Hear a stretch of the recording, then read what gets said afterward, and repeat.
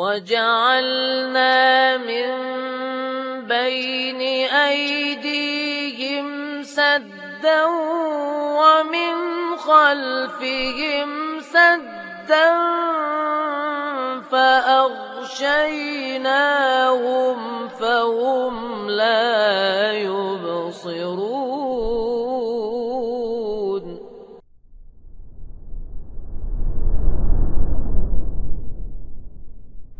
إن الحمد لله نحمده ونستعينه ونستغفره ونعوذ بالله من شرور أنفسنا وسيئات أعمالنا من يهده الله فلا مضل له ومن يضلل فلا هادي له أشهد أن لا إله إلا الله وحده لا شريك له وأشهد أن محمدا عبده ورسوله لا نبي بعده يا أيها الذين آمنوا اتقوا الله حق تقاته ولا تموتن إلا وأنتم مسلمون فإن أصدق الحديث كتاب الله وخير الهدي هدي محمد صلى الله عليه وسلم وشر الأمور محدثاتها وكل محدثة بدعة وكل بدعة ضلالة وكل ضلالة في النار أما بعد Biiznillah ta'ala kita lanjutkan kajian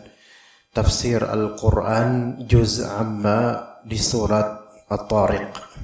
Surat At-Tariq. Yang mana surat At-Tariq ini termasuk surat yang turun di periode Makkah. Jumlahnya 17 ayat.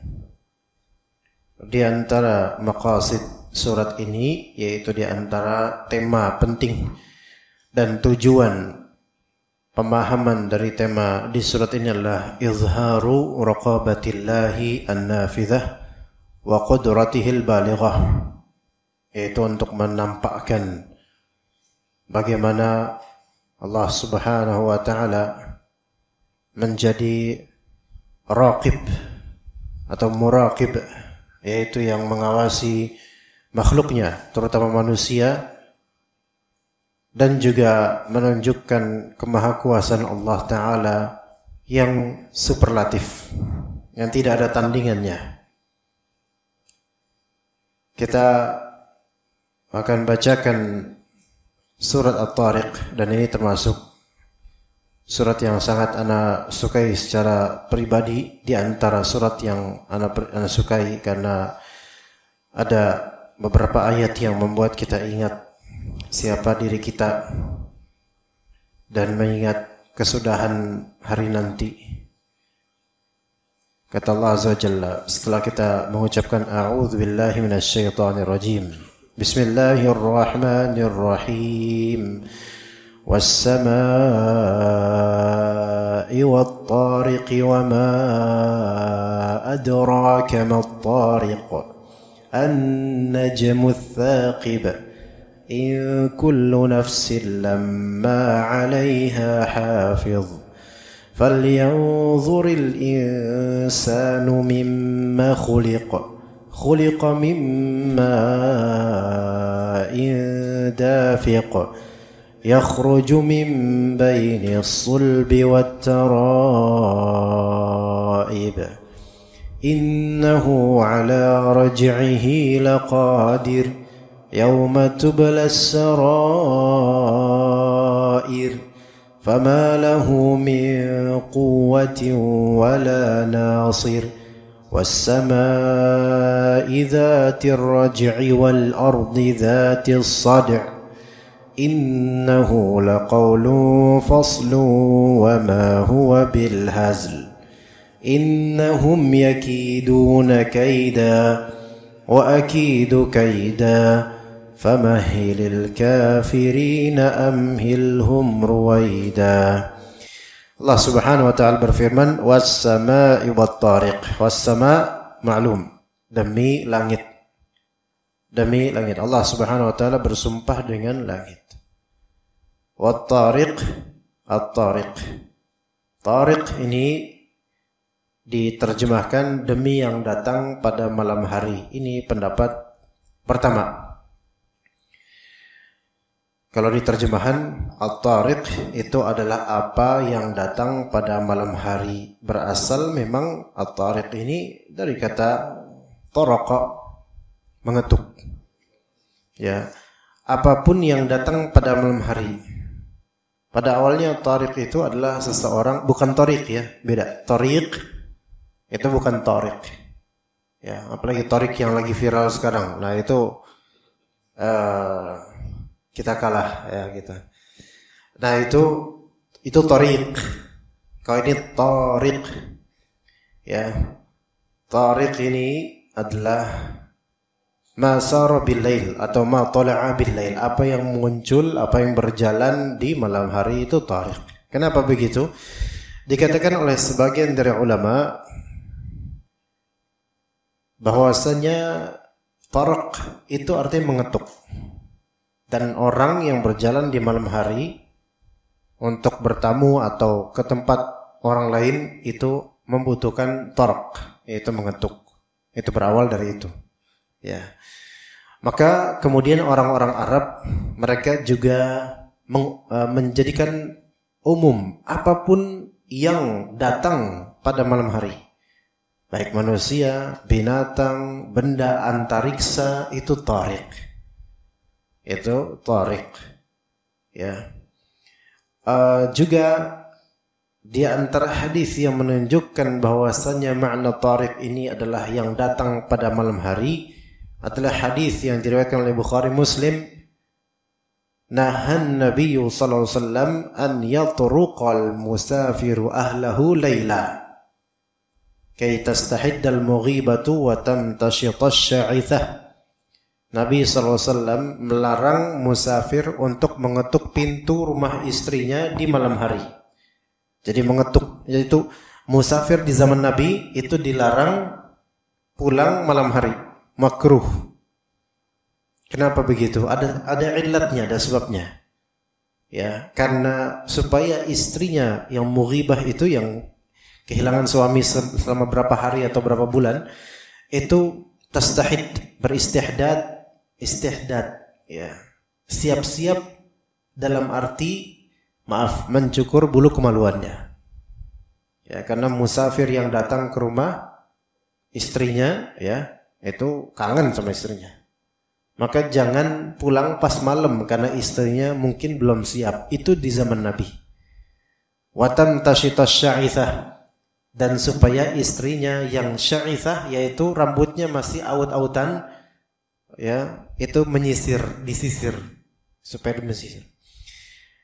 Ini di zaman Nabi ketika musafir itu nggak punya akses untuk mengabarkan ke istrinya kapan dia akan pulang tepatnya.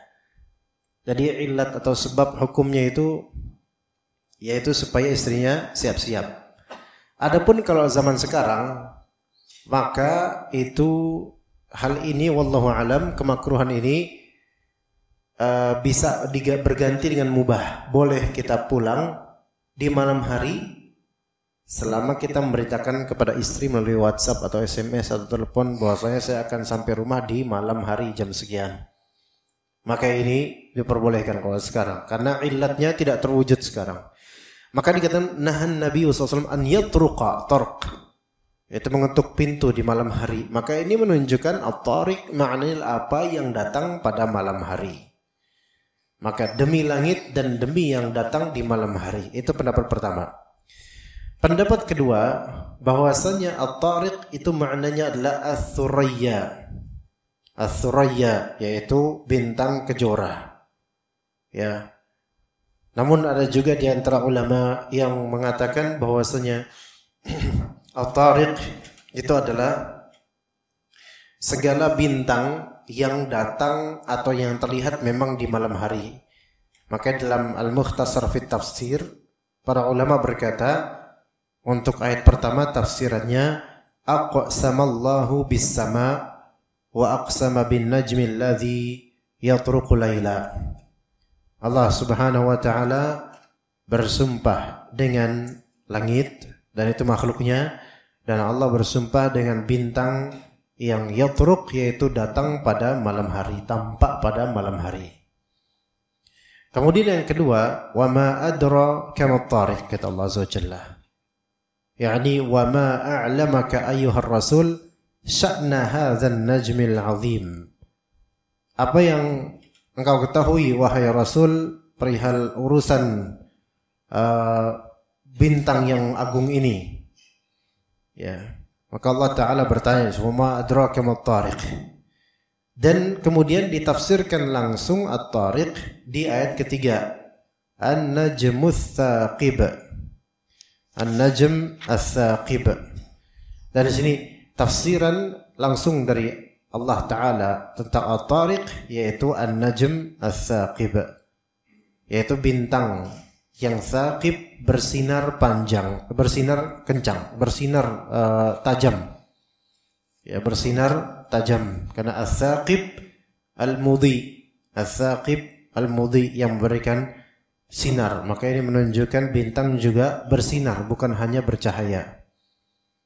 Maka dikatakan huwa an-najmu yathqubus samaa'a bi dhiya'ihil mutawahhij. At-tariq adalah najm, bintang yang yudhi, yaitu menyinari as-sama', langit, bi dhiya'ihil mutawahhij, dengan dhiya. Dhiya itu sinar. Dhiya itu sinar. Al-mutawahhij memiliki wahj, pembakaran dan penerangan. Beda dengan cahaya. Beda dengan cahaya. Ya. Maka seperti lampu ini sinar karena ada dhaw dan ada wahj di sini. Maka itulah fungsi dari bintang. Adapun bulan itu malah justru cahaya, bukan sinar. Bulan itu bukan sinar, tapi cahaya. Adapun bintang malah disifati wahaj, bersinar. Maka tariq adalah bintang yang bersinar di malam hari. Itu yang lebih tepat. Kalau disebut bintang bercahaya kurang tepat. Kenapa? Bedanya sinar dengan cahaya. Sinar itu mengandung sisi panas, unsur kepanasan itu sinar. Adapun cahaya itu relatif tidak. Maka kata Nabi SAW, as-sabru dhiya, as-salatu nur. As-sabr itu dhiya, kesabaran itu sinar, menerangi, menyinari, karena ada sisi panas. Sabar itu ada sisi panasnya. Adapun as-salatu nur, salat itu cahaya, karena ada sisi teduhnya, tidak panas. Dan sabar didahulukan dibandingkan salat, supaya salatnya bisa khusyuk, bersabar. Wasta'inu bis-sabri was-salah. Dan carilah kalian pertolongan dengan cara sabar dan salat. Sabar didahulukan daripada salat. Karena dengan sabar seseorang bisa dia bersabar dengan salat. Ya. Baik, kemudian kata Allah Azza wa Jalla, in kullu nafsin lamma 'alaiha hafiz. In kullu nafsin lamma 'alaiha hafiz. Terjemahannya, setiap orang pasti ada penjaganya. Setiap orang pasti ada penjaganya. Itu kata Allah. Kata ahli tafsir, kemudian kata ahli tafsir menafsirkan ayat ini, ma min nafsin illa wakkalallahu biha malakan yahfazu 'alaiha a'malaha lil hisab yaumil qiyamah. Tidaklah ada nafs di sini maksudnya jiwa, jin dan manusia, melainkan Allah Ta'ala tugaskan untuk jiwa itu seorang malaikat atau beberapa malaikat yang mencatat amalan untuk jiwa itu, untuk nyawa tersebut, lil hisab, untuk diadakan hisab di hari kiamat nanti, yaitu pertanggungjawaban dan pertanyaan. Ini pendapat pertama dari ulama ahli tafsir, bahwasanya in kullu nafsin lamma 'alaiha hafiz. Hafiz di sini itu malaikat. Hafiz di sini malaikat. Yang maksud malaikat ini malaikat pencatat amal. Malaikat pencatat amal, ya. Itu pendapat pertama. Pendapat pertama. Pendapat kedua, al-hafiz di ayat ini maknanya Allah Azza wa Jalla. Allah Azza wa Jalla itu hafiz. Maka para ulama mengatakan di antara nama Allah adalah Al-Hafiz atau Al-Hafiz. Wallahu khairun hafizah. Allah Subhanahu wa taala sebaik-baik yang memberi penjagaan. Maka di antara nama Allah Al-Hafiz atau Al-Hafiz. Ya, ini bagi yang menganggap ayat ini yaitu in kullu nafsin lamma 'alaiha hafiz adalah Allah Azza wa Jalla. Artinya Allah lah penjaga setiap jiwa. Yang menjaga setiap jiwa itu adalah Allah Subhanahu wa taala. Dan di antara perbuatan Allah adalah menjaga jiwa yang Allah Ta'ala kehendaki untuk dijaga. Maka itu terserah Allah Azza wa Jalla. Menjaganya dari penyimpangan, menjaganya dari penyakit, menjaganya dari musibah, menjaganya dari musuh dan seterusnya. Maka Allah Ta'ala yang menjaganya. Ini pendapat kedua. Pendapat pertama sahih, pendapat kedua sahih. Karena ada dalil-dalil masing-masing yang menunjukkan kalau misalnya yang pertama itu hafiz di sini malaikat, maksudnya hafiz itu mencatat, menyimpan. Makanya bahasa Inggris save itu hifz. Ya, hifz itu save. Hifzul malafat yaitu save files. Menyimpan, mencatat. Ya, itu namanya hafiz. Dan dalam Indonesia juga ada lafal kosakata hafal. Hafal, menghafal. Hafal itu dari bahasa Arab, dari kata hafz. Hafal. Karena zat itu diganti menjadi L biasa di Indonesia. Seperti zuhur jadi luhur. Zuhur jadi lohor. Zahir jadi lahir. Zat jadi L. Maka hifz atau hafz itu jadi hafal. Jadi mencatat, menyimpan, itu save. Ya, save. Itu yang malaikat. Kemudian kalau makna kedua, hafiz di sini adalah Allah Azza wa Jalla. Allah Azza wa Jalla, dan memang Allah Ta'ala bisa menjaga hambanya. Ya, itu makna pertama. Pertama dan kedua. Yang ketiga, kata para ulama, sebagian ulama ahli tafsir mengatakan bahwasanya in kullu nafsin lamma 'alaiha hafiz, setiap jiwa ada penjaganya, maka dikatakan oleh ulama yang ketiga, hafiz di sini penjagaannya manusia adalah akalnya manusia. Akal menjaga manusia. Namun ini yang paling lemah, pendapat yang paling lemah, meskipun secara kenyataan relatif benar, karena akal itu dari kata akal itu artinya adalah mana'. Akal itu adalah mana', yaitu mencegah. Ya, yang seringkali mencegah kita dari berbuat buruk atau jahat atau menyeleweng atau menyimpang adalah akal kita. Kita tahan. Ya. Emosi kalau nggak ditahan oleh akal itu bisa bertumpah ruah dan akan menyesal. Ya. Kayak kita naik motor, kesel sama orang, kita pengen ngebalap dia. Ini tangan udah mau ngegas gini. Tapi kok tercegah? Ada akal yang mencegahnya.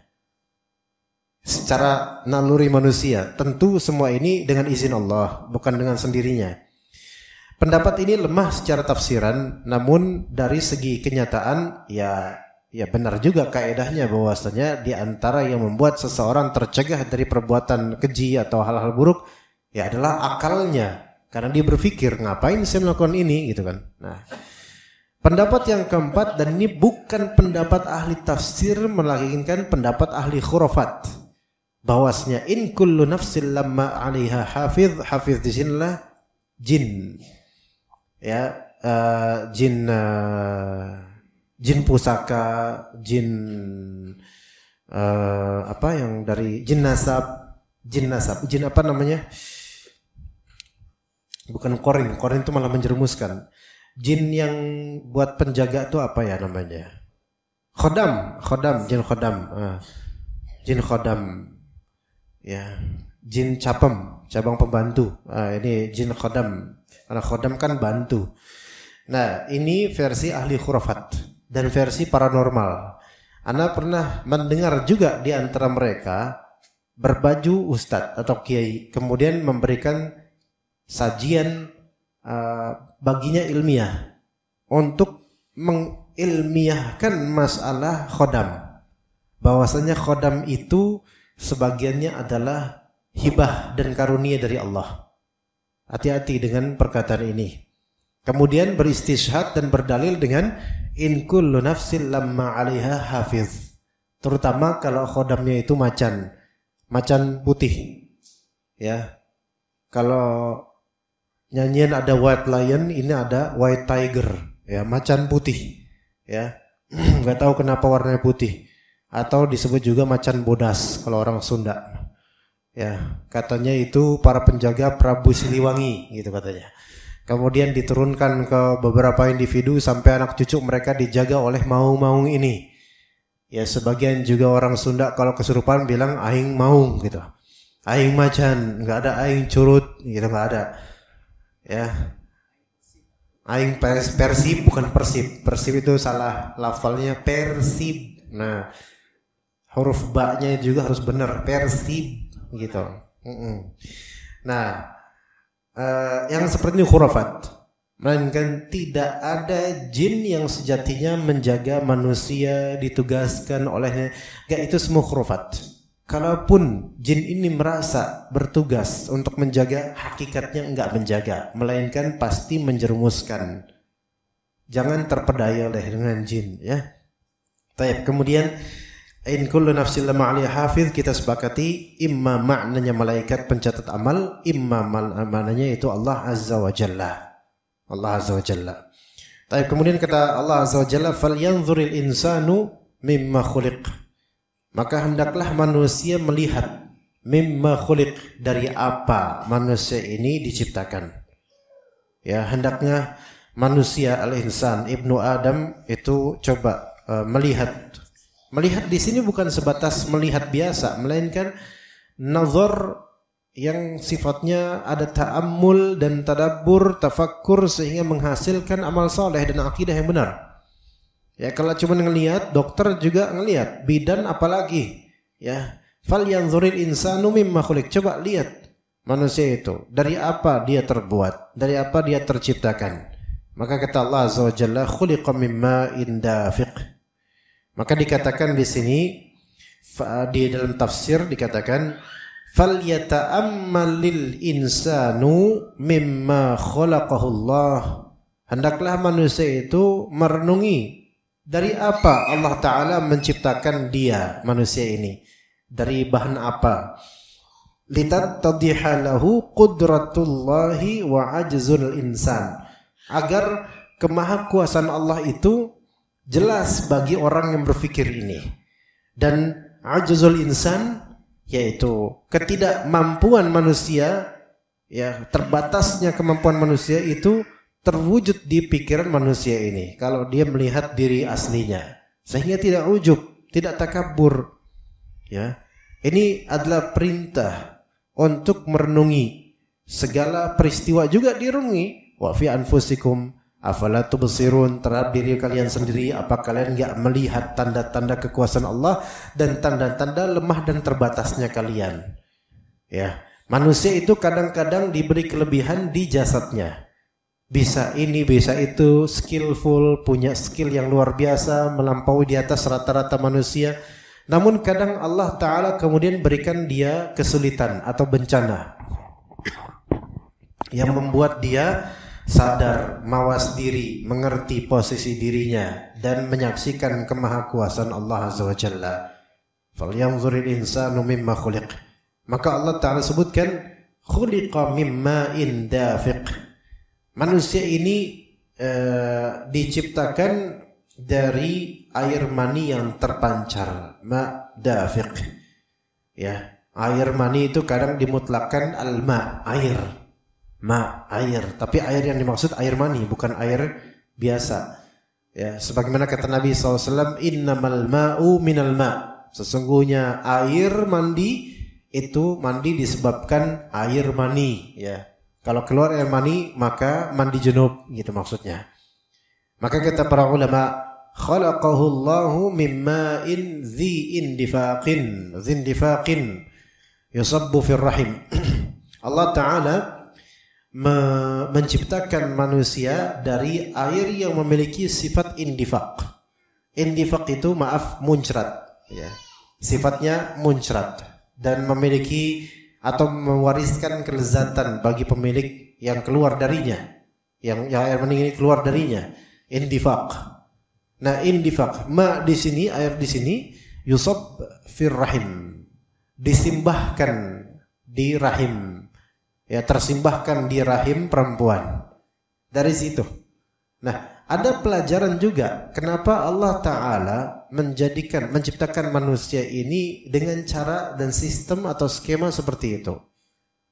Allah Subhanahu wa Ta'ala dalam menciptakan sesuatu, ya, al-khalq, perbuatan Allah menciptakan sesuatu itu ada dua macam, ya, yaitu menciptakan biduni wasitah, itu yang pertama, atau yang kedua menciptakan biwasitah. Yang pertama, Allah Ta'ala menciptakan makhluknya dengan tanpa perantara, dengan tanpa perantara. Ini diantaranya siapa? Diantaranya Nabi Adam alaihissalam, yaitu Nabi Adam alaihissalam Allah ciptakan tanpa perantara, dengan tangan Allah Azza wa Jalla langsung, dengan tangan Allah langsung. Ini yang disebut al-khalq biduni al-wasitah. Allah menciptakan tanpa perantara. Yang kedua, Allah Ta'ala menciptakan makhluknya dengan adanya perantara. Maksudnya perantara di sini bukan berarti Allah membutuhkan perantara ini, bukan. Tapi Allah menciptakan sebab terciptanya sesuatu. Semua dari manusia tercipta dengan adanya perantara, kecuali Nabi Adam alaihissalam. Kecuali Nabi Adam alaihissalam yang Allah ciptakan dengan tangannya. Nah, istrinya yang diriwayatkan itu namanya Hawa, walaupun sebagian ulama menampik penamaan tersebut. Istrinya Nabi Adam diciptakan dengan perantara, yaitu dari tulang, salah satu bagian dari organ tubuh Nabi Adam alaihissalam. Dan manusia setelahnya diciptakan dengan wasitah, dengan perantara, yaitu melalui proses. Tidak langsung dari Allah, langsung Allah ciptakan dengan tangannya, enggak, tapi dengan proses, yaitu proses jima, kemudian terjadinya pertemuan. Ya, apa ya, bahasa biologi ana lupa, udah lama nggak belajar ini, apa namanya tuh, ya begitulah namanya, wallahu alam ya. Kemudian terjadi pembuahan apa namanya ya, pokoknya lahirlah gitu intinya lah ya, proses 40 ya. Tadinya masih mani, kemudian Allah ubah menjadi segumpal darah, Allah ubah menjadi segumpal daging, Allah tiupkan ruh padanya, dan kemudian itu semua kan proses. Maka ini proses ini namanya wasitah, ya, melalui kehamilan di ibunya. Ini semua dengan proses. Maka ini terwujud dengan adanya wasitah, yaitu perantara. Dan semua yang tercipta sekarang rata-rata pakai proses dan sebab. Allah yang menciptakan itu dengan proses, dan Allah yang menciptakan prosesnya, Allah yang menciptakan sebabnya. Semua adalah makhluk Allah Subhanahu wa Ta'ala.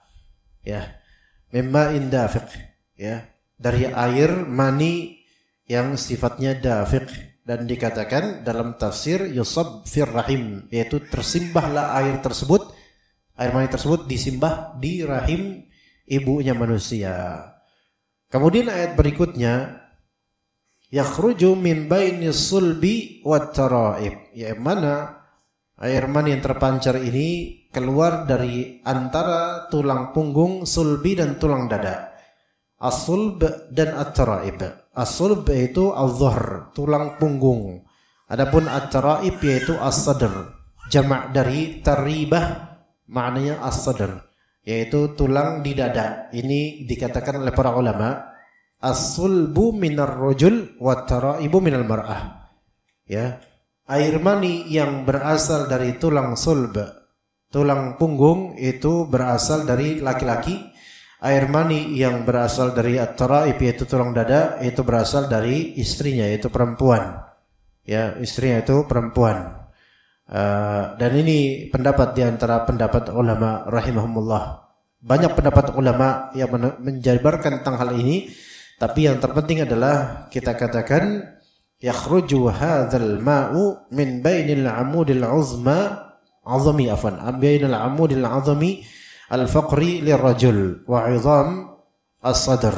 Jadi seperti yang tadi dijabarkan bahwasanya air mani ini keluar di antara tulang sulbi laki-laki dan tulang dada.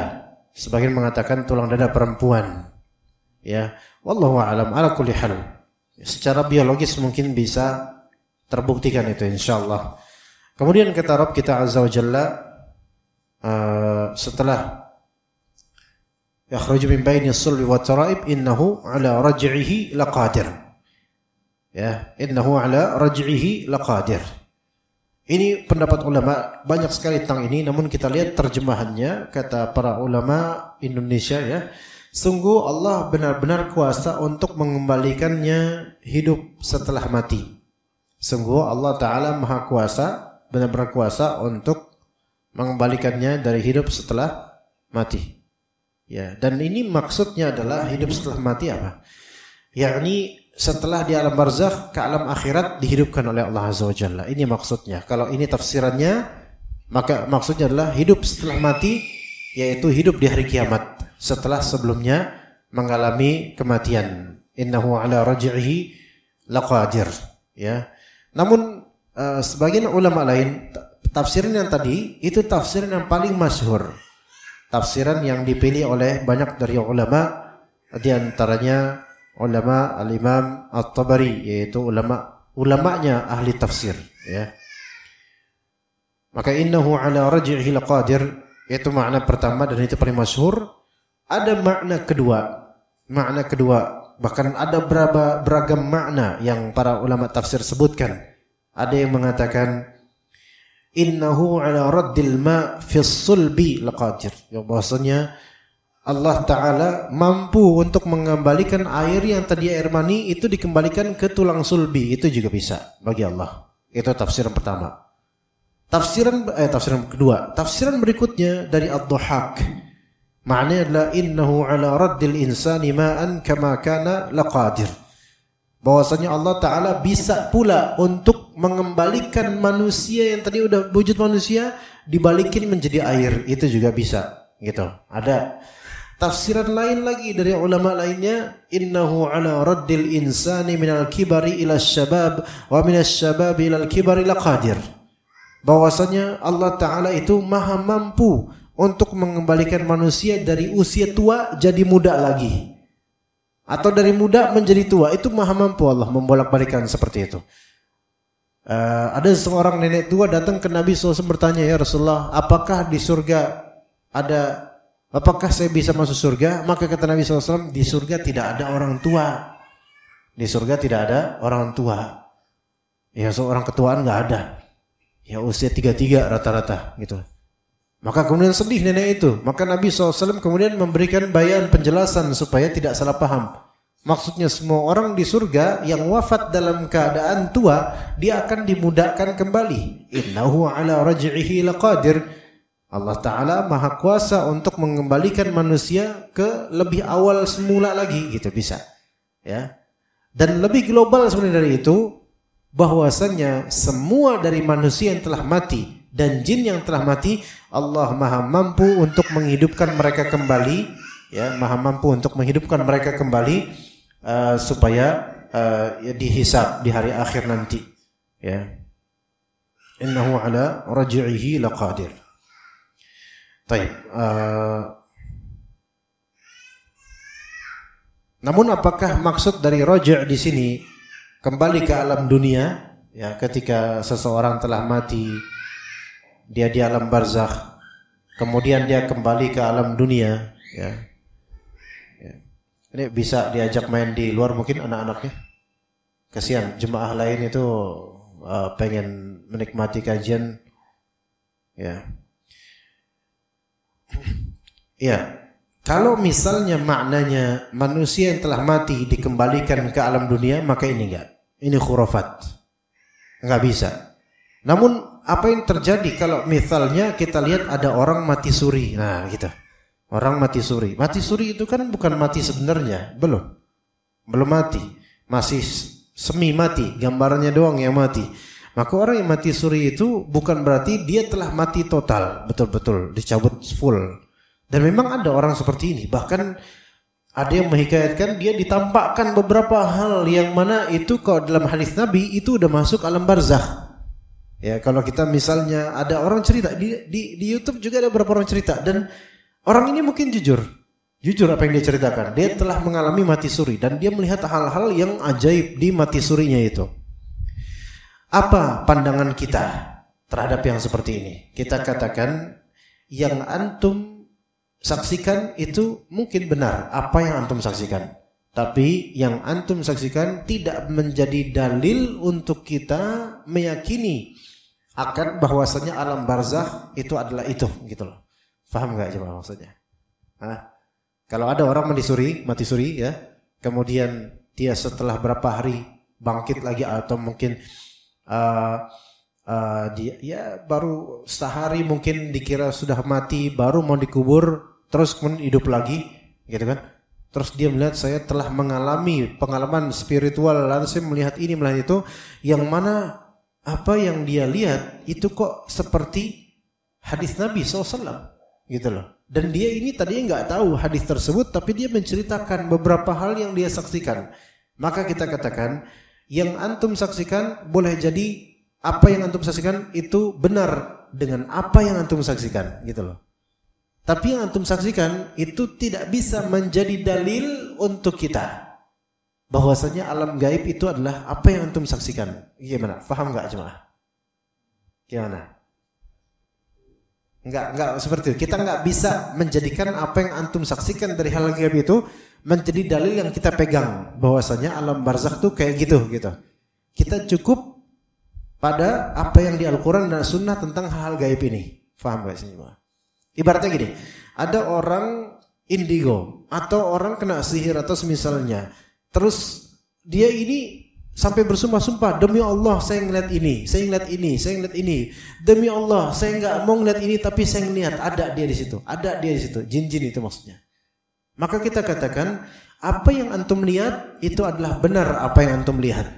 Tapi itu tidak bisa menjadi dalil bahwasanya apa yang antum lihat itu adalah sejatinya jin itu seperti itu gitu loh. Gimana bisa dipahami ya? Kalau misalnya ada orang di gondol wewe, kalau bahasa dulu di gondol wewe, yaitu diculik sama jin, itu mungkin orang itu hilang. Di zaman Umar bin Khattab itu ada sampai berapa tahun orang itu hilang, bahkan istrinya udah nikah sama orang lain karena dianggap mafqud, yaitu hilang ini orang. Hukumnya udah dianggap mafqud, dibatasi oleh hakim sampai kapan, akhirnya udah dianggap hilang suaminya, maka nikah sama orang lain. Kemudian balik lagi itu orang, kelihatan lagi sampai dia bilang saya masih hidup, saya diambil sama kalangan jin. Itu bisa terjadi mungkin di zaman Umar bin Khattab. Di zaman sekarang ya mungkin juga bisa orang hilang terus nanti ada lagi di zaman kapan gitu loh. Nah, ketika dia menceritakan pengalamannya di alam itu, ya, ada istana, ada ini, kita katakan kita percaya kamu melihat itu, tapi kita tidak menjadikan apa yang kamu lihat itu sebagai kepercayaan kita. Kita percaya kamu jujur melihat itu, tapi itu tidak bisa menjadi bahan kepercayaan kita bahwasanya alam gaib itu ya seperti itu, enggak. Gitu, paham enggak? Susah juga ya. Gampang kok, anak aja paham, masa antum enggak? Kita enggak mengatakan antum bohong akhi, antum melihat itu ya fadhal. Tapi apa yang antum lihat itu tidak bisa menjadi dalil bahwasanya alam gaib seperti itu. Sudah, antum cukup dengan apa yang antum lihat, dah. Tapi itu tidak menjadi apa? Bahan akidah kami, gitu loh. Paham ya? Fadl, ana enggak mengatakan antum pendusta.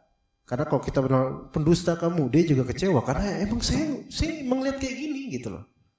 Oke, kamu melihat itu. Tapi bukan berarti kita itu percaya bahwasannya ya alam jin kayak gitu. Wallahu alam, tetap gitu kita butuh dalil yang valid gitu loh. Seperti itu. Ya. Kayak orang mimpi deh, kayak orang mimpi. Dia mimpi di surga. Subhanallah, mimpi di surga. Oke. Kita percaya enggak kalau dia mimpi di surga? Ya, kamu mimpi di surga enggak sih? Oke. Tapi keadaan mimpimu di surga itu tidak menjadi dalil buat saya bahwa saya surga tuh kayak gitu. Saya hanya mengikuti apa yang di Al-Quran Sunnah soal hal-hal gaib. Yang mana? Paham nggak? Ya udah, gitu aja. Nanti kalau antum ketemu dengan yang cerita-cerita seperti ini dan dia jujur gitu loh, ya udah, itu yang kamu lihat. Tapi saya tidak membangun akidah saya berdasarkan apa yang kamu lihat, gitu loh, ya seperti itu. Melainkan saya membangun akidah saya dengan apa yang ada dalilnya, gitu aja. Kan enak, gitu loh. Nah, innahu ala rajil qadir. Nah, jadi orang nggak bisa balik ke alam ini kecuali tadi mati suri itu bukan kematian hakiki itu. Enggak tahu, Allah Subhanahu wa taala mentakdirkan sebagian orang merasakan hal seperti itu. Juga orang yang diculik oleh jin misalnya. Fisiknya itu juga bukan kematian, itu bukan kematian. Nah, yang dimaksud di pengembalian ini adalah pengembalian setelah kematian hakiki. Ya, kemudian dikembalikan wujudnya di akhirat nanti. Innahu ala raj'ihi laqadir yauma tublas sarair, pada hari ditampakkan segala rahasia. Kata para ulama ahli tafsir, yauma tukhtabarus sarairu fayukshafu amma kanat tudwiruhu alqulubu minan niyati wal aqaidi wa ghairiha. Na'udzubillah, subhanallah. Pada hari nanti sarair, yaitu hal-hal yang sifatnya sirri, yang tersembunyi itu akan jadi ujian, akan diuji, akan diungkap. Fayukshaf, maka diungkaplah apa-apa yang disembunyikan oleh hati dari niatan, akidah dan lainnya. Fayatamayyazus salihu minha wal fasid, maka terbedakanlah saat itu orang yang soleh beneran dengan orang yang rusak. Masya Allah, ini berat Pak, berat. Yaumatublas sarair, berat sekali karena manusia itu memiliki niatan yang tidak diketahui oleh orang lain. Kita yang mungkin ngomong ke orang, saya tuh niatannya bagus kok gitu, tapi Allah tahu. Ya, tapi Allah tahu. Itu bahaya ya kalau ternyata beda antara lisan dengan hati. Ini bahaya sekali. Yaumatublas sarair, kalimat ini bagi kita ini kalimat yang harusnya kita agungkan rasa takut kepada Allah Azza wa Jalla, khawatir yang tersembunyi dari keburukan di diri kita itu terkuak di hari akhir. Allahumma astur auratina wa amin rawatina. Allahumma amin. Baik, kita azan dulu insyaallah ya. Baik. Yauma tublas sarair. Pada hari ditampakkan segala rahasia, yauma tublas sarair. Fama lahu min quwwati wala nasir. Maka manusia tidak lagi saat itu mempunyai quwwat, kekuatan, dan tidak pula ada penolong. Dan dikatakan oleh para ulama ahli tafsir, fama lil insani fi dzalikal yaumi min quwwatin yamtani'u biha min 'adzabillahi wala mu'ina yu'inuh.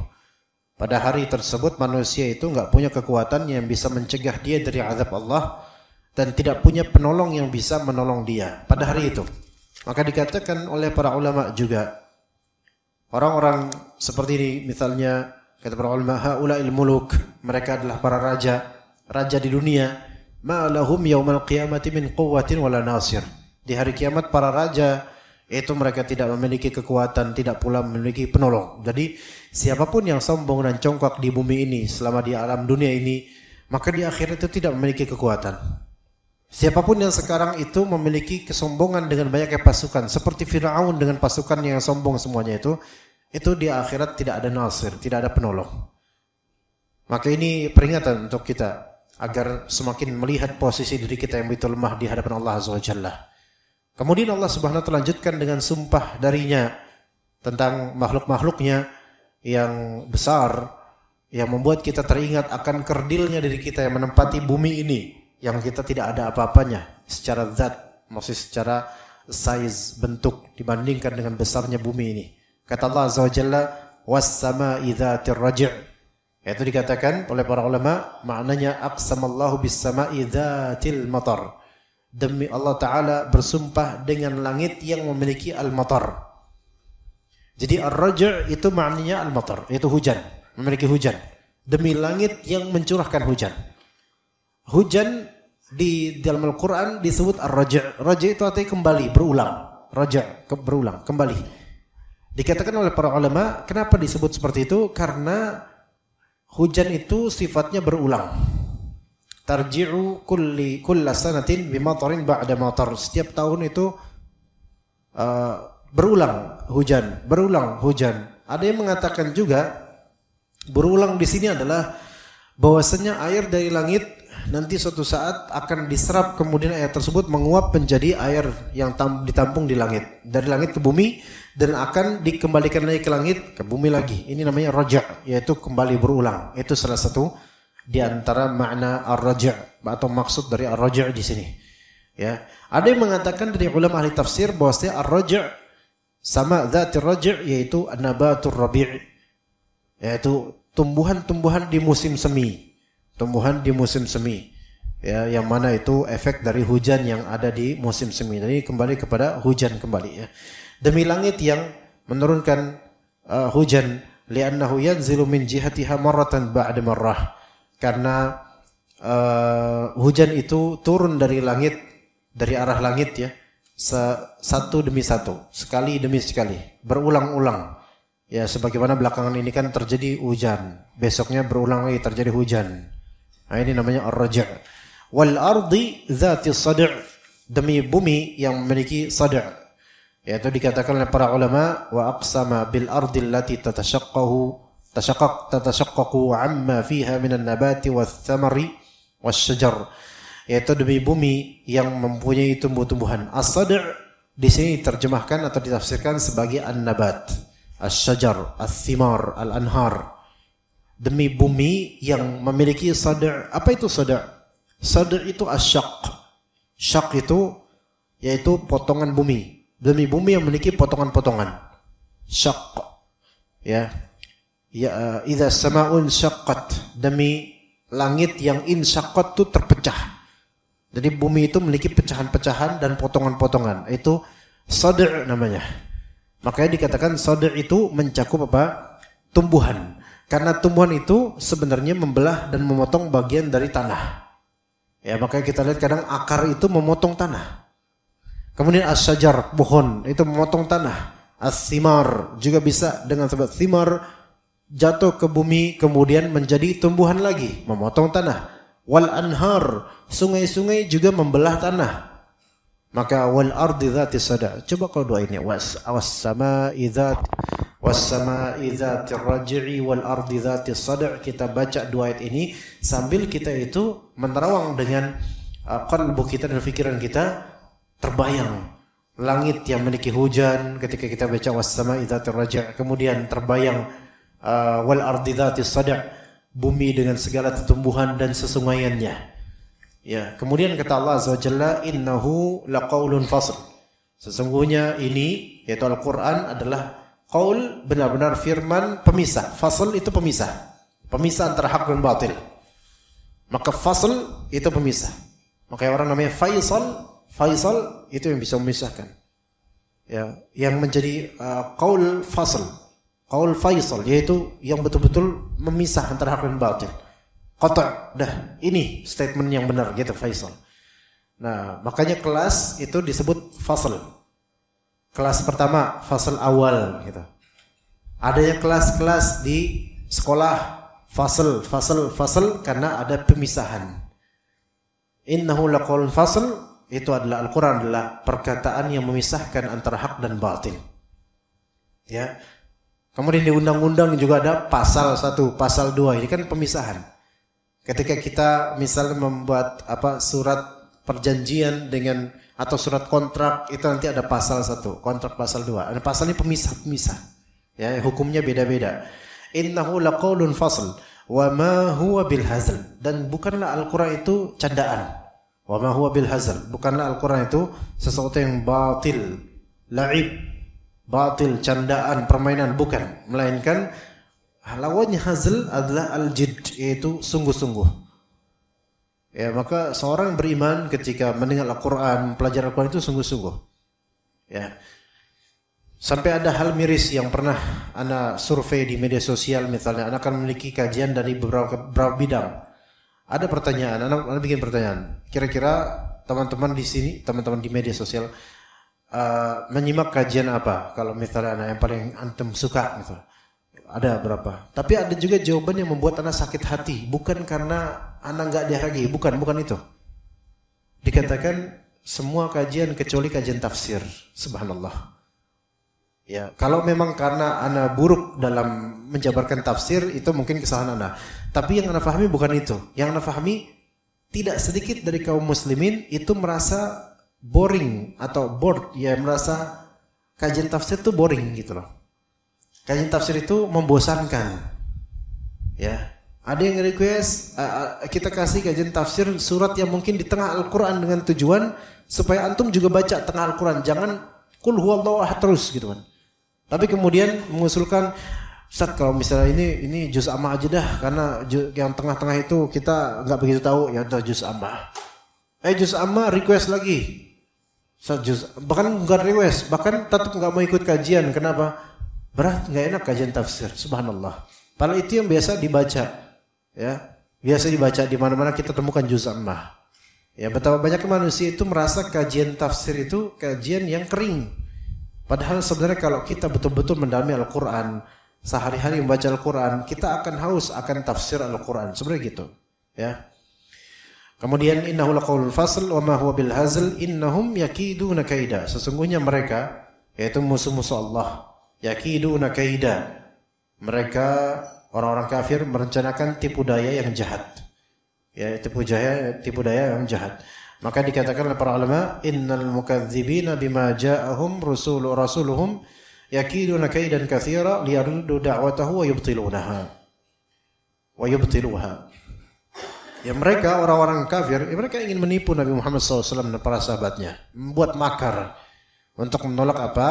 Menolak dakwahnya para rasul dan membatalkan dakwahnya rasul. Jadi pakai apa? Pakai tipu muslihat, pakai framing, tipu daya. Gimana caranya supaya bubar? Gimana saya itu seperti itu. Syaitan suka seperti itu kadang-kadang. Ya. Kemudian wa akidu kaida, tapi Allah balas. Dan aku wa akidu ana kaidan li izharid din wa mahdhil batil wa dahdil batil. Aku pun akan membalas dengan tipu daya. Ya, untuk menampakkan agama yang hak dan menenggelamkan kebatilan. Sekarang tipu daya dari orang-orang yang memusuhi dakwah itu banyak. Namun Allah Ta'ala tidak akan tinggal diam. Mungkin mereka berhasil menipu sebagian orang atau kemudian memperalat orang untuk membubarkan dakwah, tapi Allah Ta'ala akan membalas itu pada waktunya nanti. Ya. Ayat terakhir dari surat ini, famahhilil kafirina amhilhum ruwaida. Maka amhil ayuh rasul haula'il kafirin, berikan penundaan, ya. Karena itu berilah penangguhan kepada orang-orang yang kafir itu. Amhilhum ruwaida, berilah mereka kesempatan untuk sementara waktu. Ayat ini membuat kita merasa begini, ya. Kalau misalnya ada orang yang memusuhi Islam, ya kita berusaha membela Islam, tapi lihat sejarah, mereka itu akan menang pertama kali. Musuh Islam akan menang dulu, tapi pada waktunya mereka akan diwalikan oleh Allah Azza wa Jalla. Nabi SAW itu penghuni Mekah loh, sukunya Quraisy, dan termasuk tirah dari keluarga yang populer dan ternama di bangsa Arab. Namun pada waktunya akhirnya Nabi SAW, seorang Nabi dan Rasul, terusir dari Mekah. Ini kan kalau secara fakta keadaan gitu kan, itu kan apa? Kalah gitu loh. Famahilil kafirin amhilhum ruwaida, biarkan orang kafirin. Nanti kemudian pada Fathu Mekah, idza jaa nasrullahi wal fath wa ra'aitan nasa yadkhuluna fi dinillahi afwaja, maka justru berbalik, Mekah menjadi negeri Islam. Jadi biarkan sebentar doang kok. Biarkan mereka menang sebentar, nikmatin kemenangan, nanti kemudian Allah akan balikan. Maka bersabarlah wahai kaum muslimin. Bersabar. Kadang-kadang kita itu prihatin, misalnya dengan negara Indonesia atau daerah kita banyak yang memusuhi Islam, banyak memusuhi dakwah, memusuhi agama Allah. Ya, kita belum punya daya yang kuat karena orang-orang kita juga rata-rata banyak yang masih lemah imannya. Biarkan mereka menikmati kemenangan mereka sejenak, yang suatu saat Allah akan membalikan keadaan. Famahilil kafirina amhilhum ruwaida. Ya, maka mahilil kafirin, yaitu tundalah, biarin, tunda al-kafirin, biarkan mereka, nanti suatu saat akan Allah balikkan keadaan. Ya. Begitu yang bisa kita sampaikan dari tafsir Al-Quran surat At-Tariq. Wa sallallahu ala nabiyyina Muhammad wa ala alihi wa sahbihi ajma'in. Subhanakallahumma bihamdika asyhadu an la ilaha illa anta astaghfiruka wa atubu ilaik. Wassalamualaikum warahmatullahi wabarakatuh.